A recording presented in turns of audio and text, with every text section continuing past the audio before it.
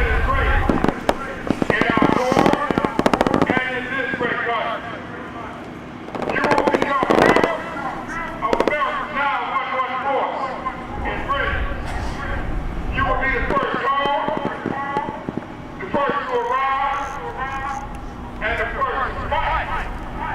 Fort Worth, Texas Joint Reserve Base Marine Air Wing Support Squadron shooters were recently introduced to new weapons during live-fire known distance training at the Army National Guard range at Fort Wolters near Mineral Wells, Texas. Well, all the fundamentals are still pretty basic. They haven't changed.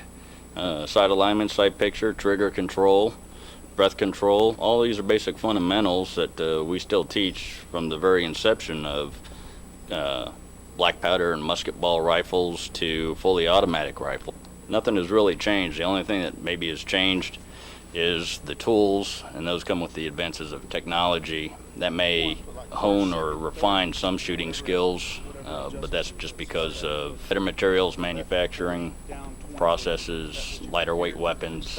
Active duty and reserve Marines' familiarity with the KD course begins in boot camp, and it's pretty much the same basic rifle qualification as taught over the last 100 or so years. But now, you might say, it's a sight different.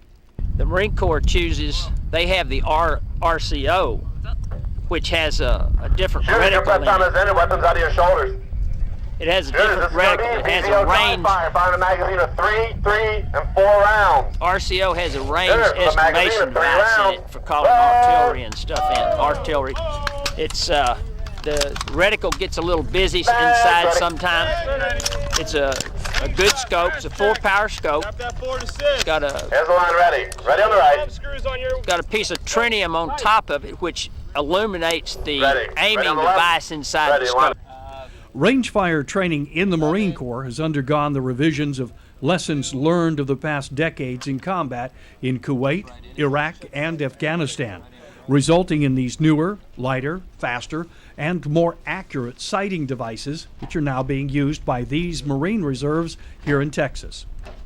As all reserve units are potentially deployable, the support squadron Marines are working on their skills to ensure that they can not only do just their primary function supporting Marine aircraft wing pilots with all the supplies, equipment, and structure necessary to ensure success on the battlefield, but also when it's required to pick up the rifle for real. They have to be accustomed to the weapon just like any active duty Marine. All Marines are basic riflemen first and then their MOS later. Initial rounds downrange are for adjusting the optical sight reticle, consisting of a vertical line with fixed range crosshairs topped with a red highlighted inverted V, which is basically the same sight layout used in many video games today, which in fact are patterned after the ACOG. It's the known distance. It's just a basic requirement, yearly requirement for active duty, every other year for SMCR. And so this is getting familiarization with the weapon. And once we go into table 2 and 3, that gives them more combat-oriented marksmanship. It's a 25-yard line. It's movement, movers.